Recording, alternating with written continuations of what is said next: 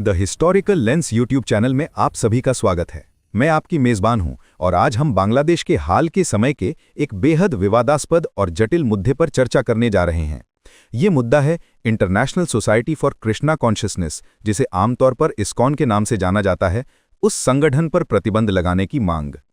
बांग्लादेश में कई मुस्लिम संगठनों, खासकर हिफाजत-ए-इस्लाम, छात्र जमीयत बांग्लादेश और इंतिफादा बांग्लादेश ने हाल ही में इस्कॉन पर प्रतिबंध लगाने की जोरदार आंदोलन शुरू किया है। उनके आरोपों की सूची लंबी है, राष्ट्र विरोधी साजिश से लेकर भूमि हड़पने, सांप्रदायिक सद्भाव बिगाड़ने और यहां तक कि बलात्कार और हत्या जैसे गंभीर आपराधिक अपराध। इस मांग के जवाब में देश भर में तीव्र तनाव पैदा हो गया है। ढाका, चटगांव सहित विभिन्न विश्वविद्यालय परिसरों और शहर की सड़कों पर छात्रों ने भी विरोध प्रदर्शन किया है। दूसरी ओर इस्कॉन अधिकारियों ने उनके खिलाफ लगाए गए सभी आरोपों को निराधार और दुर्भावनापूर्ण बताया है। आज के इस एपिसोड में हम इतिहास की निष्पक्ष रोशनी में इस विवाद की हर परत को उजागर करने की कोशिश करेंगे। हम मुस्लिम संगठनों द्वारा लगाए गए हर आरोप को विस्तार से प्रस्तुत करेंगे और उसके विपरीत इस्कॉन का पक्ष भी सुनेंगे। तो चलिए गहराई में उतरते हैं और ये जानने की कोशिश करते हैं कि बांग्लादेश में इस्कॉन पर प्रतिबंध लगाने की मांग इतनी जोरदार क्यों हो गई है। बांग्लादेश में इस्कॉन पर प्रतिबंध लगाने की मांग अचानक नहीं उठी है।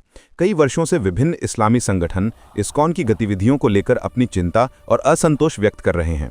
उनके आरोपों को कुछ मुख्य भागों में विभाजित करके विश्लेषण किया जा सकता है। 1. राष्ट्र विरोधी गतिविधियों और विदेशी एजेंडा लागू करने का आरोप। मुस्लिम संगठनों के सबसे गंभीर आरोपों में से एक ये है कि इस्कॉन बांग्लादेश में एक राष्ट्र विरोधी संगठन के रूप में काम कर रहा है और भारत के एजेंट के रूप में देश के भीतर तोड़फोड़ की गतिविधियों में लिप्त है। हिफाजत-ए-इस्लाम बांग्लादेश सहित कई संगठनों ने दावा किया है कि इस्कॉन उग्र हिंदुत्ववादी विचारधारा का प्रचार करके देश की सांप्रदायिक सद्भाव को बिगाड़ने की साजिश रच रहा है।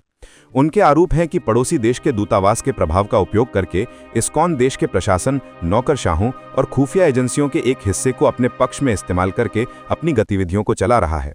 विभिन्न सभाओं में वक्ताओं ने कहा है कि इस्कॉन मंदिर निर्माण की आड़ में इजरायली स्टाइल में एक के बाद एक ठिकाने बना रहा है, जो देश की राष्ट्रीय सुरक्षा के लिए खतरा है। धुआं, भूमि हड़पने और प्रभाव फैलाने का आरोप। इस्कॉन के खिलाफ दूसरा बड़ा आरोप अवैध रूप से भूमि हड़पना है। देश के विभिन्न स्थानों पर मंदिर या आश्रम स्थापित करने के नाम पर सरकारी खसरा भूमि, देवोत्तर संपत्ति और यहां तक कि सामान्य हिंदुओं की जमीन पर भी जबरन कब्जा करने के आरोप लगे हैं। चटगांव के प्रवर्तक संघ का आरोप। 2021 में चटगांव के एक पुराने और पारंपरिक सनातन संगठन प्रवर्तक संघ ने प्रेस कॉन्फ्रेंस करके इस्कॉन के खिलाफ अपनी भूमि हड़पने का आरोप लगाया था। उन्होंने दावा किया था कि इस्कॉन ने अनुबंध का उल्लंघन करके मंदिर के आसपास की जमीन पर कब्जा कर लिया है और बाहुबल का प्रदर्शन कर रहा है। सिलहट में भूमि हड़पने की साजिश। 2019 में सिलहट के विश्वनाथ उपजिला के एक मुक्ति संग्रामी ने भी इस्कॉन के खिलाफ अदालत की आदेशों की अवहेलना करते हुए भूमि हड़पने की कोशिश का आरोप लगाया था। आरोप लगाने वालों के अनुसार इस्कॉन आध्यात्मिकता की आड़ में एक आक्रामक भू संपत्ति हड़पने वाले संगठन में बदल गया है। तीसरा, आपराधिक गतिविधियों में शामिल होने का आरोप।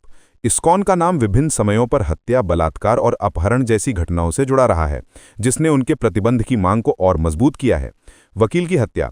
चटगांव में वकील सैफुल इस्लाम अलीफ की हत्या के मामले में इस्कॉन अनुयायियों को दोषी ठहराया गया है और हिफाजत-ए-इस्लाम इस हत्या के लिए न्याय की मांग कर रहा है। इमाम का अपहरण और यातना। हाल ही में गाजीपुर के टोंगी में मस्जिद के इमाम मोहिबुल्ला मियाँ जी के गायब होने और उन्हें प्रताड़ित करने का आरोप इस्कॉन पर लगा है। आरोप है कि जुम्मे की नमाज में इस्कॉन के खिलाफ बोलने के कारण उन्हें धमकी दी जा रही थी और बाद में उन्हें अपहरण कर हाथ पैर बांधकर पंचगढ़ में बेहोश छोड़ दिया गया। महिलाओं और बच्चों का उत्पीड़न और बलात्कार। गाजीपुर में एक किशोरी के बलात्कार और बुएट के एक छात्र द्वारा मुस्लिम छात्रा के बलात्कार की घटना में भी इस्कॉन अनुयायियों की संलिप्तता का आरोप लगाया गया है। प्रदर्शनकारियों ने भगवा लव ट्रैप के माध्यम से मुस्लिम महिलाओं को धोखा देने का भी आरोप लगाया है। आंतरिक संघर्ष और हमला। ढाका के वारी में जमीन विवाद को लेकर इस्कॉन मंदिर पर हमले की घटना भी हुई है, जहां दोनों पक्षों ने एक दूसरे को दोषी ठहराया है। इन घटनाओं को सामने लाकर आंदोलनकारी दावा करते हैं कि इस्कॉन कोई धार्मिक संगठन नहीं है, बल्कि एक उग्रवादी और आतंकवादी संगठन में बदल गया है। चौथा, धार्मिक भावनाओं को ठेस पहुंचाने और इस्लाम विरोध फैलाने का आरोप।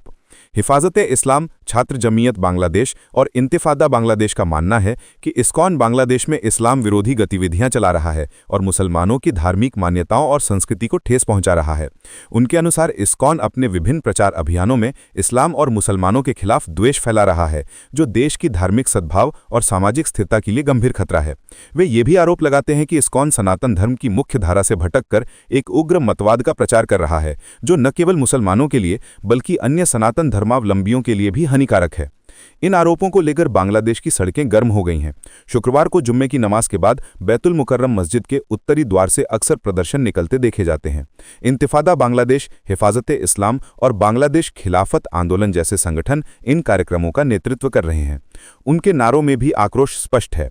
इस्कॉन आतंकवादी, तानाशाही का साथी, इस्कॉन हटाओ, देश बचाओ, एक्शन एक्शन, डायरेक्ट एक्शन जैसे नारों से सड़कें गूंज उठती हैं।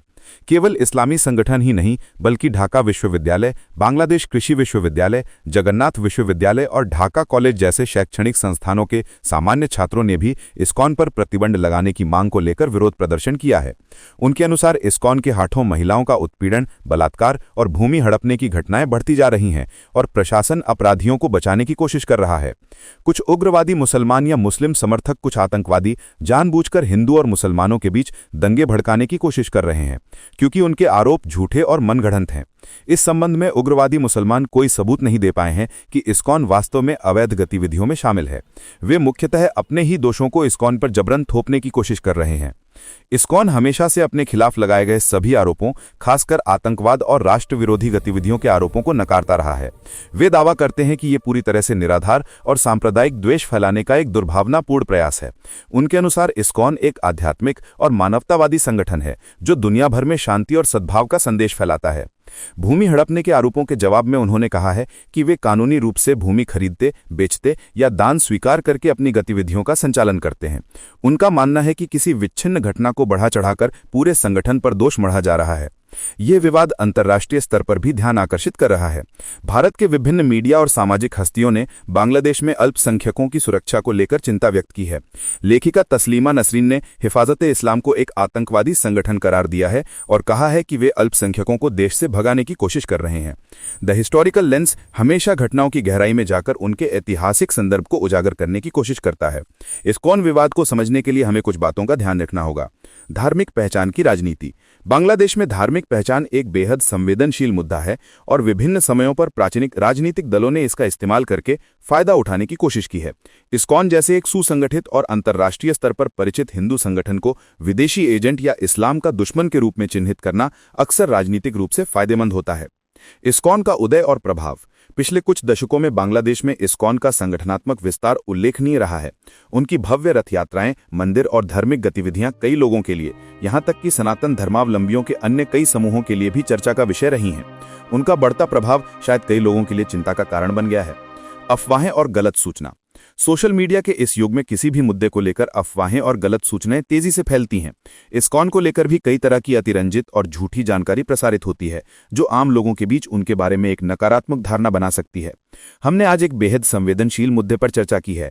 एक तरफ मुस्लिम संगठनों द्वारा इस्कॉन के खिलाफ लगाए गए भूमि हड़पने, हिंसा और सांप्रदायिक उत्तेजना के आरोप बेहद गंभीर हैं। किसी भी धार्मिक संगठन को देश के कानूनों का पालन करना और पारदर्शिता बनाए रखना अनिवार्य है। दूसरी ओर किसी विशिष्ट घटना के लिए किसी पूरे धार्मिक संगठन पर प्रतिबंध लगाना भी एक खतरनाक प्रवृत्ति है। ये बांग्लादेश के संविधान द्वारा प्रदत्त धार्मिक स्वतंत्रता के अधिकार पर सवाल उठाता है और समाज में विभाजन को और गहरा करता है। दोस्तों, आपको क्या लगता है, अगर इस्कॉन पर प्रतिबंध लग सकता है तो क्या पूरी दुनिया से मस्जिदों और मदरसों को हटा देना चाहिए, क्योंकि वे ही लोगों को आतंकवादी बनने में मदद करते हैं और हर मदरसे में छोटे बच्चों को आतंकवाद कैसे पैदा किया जाए इसका प्रशिक्षण दिया जाता है। और पूरी दुनिया में अशांति का मूल कारण मुसलमान हैं। वे नहीं चाहते कि पृथ्वी पर किसी और धर्म के लोग स्वस्थ रूप से जीवित रहें। वे हर जगह उकसाते हैं और दंगे भड़काने की कोशिश करते हैं। आप इस विषय पर क्या सोचते हैं? क्या इस्कॉन पर प्रतिबंध लगाने की मांग उचित है या ये एक सांप्रदायिक साजिश है? अपनी बहुमूल्य राय कमेंट सेक्शन में हमें बताएं। द हिस्टोरिकल लेंस देखने के लिए आपका बहुत बहुत धन्यवाद। यदि आपको हमारा ये विश्लेषण पसंद आया हो तो कृपया वीडियो को लाइक करें, शेयर करें और हमारे चैनल को सब्सक्राइब करना ना भूलें। हम बहुत जल्द इतिहास के पन्नों से निकल कर आए किसी नए दिलचस्प विषय के साथ वापस आएंगे। तब तक स्वस्थ रहें, अच्छे रहें।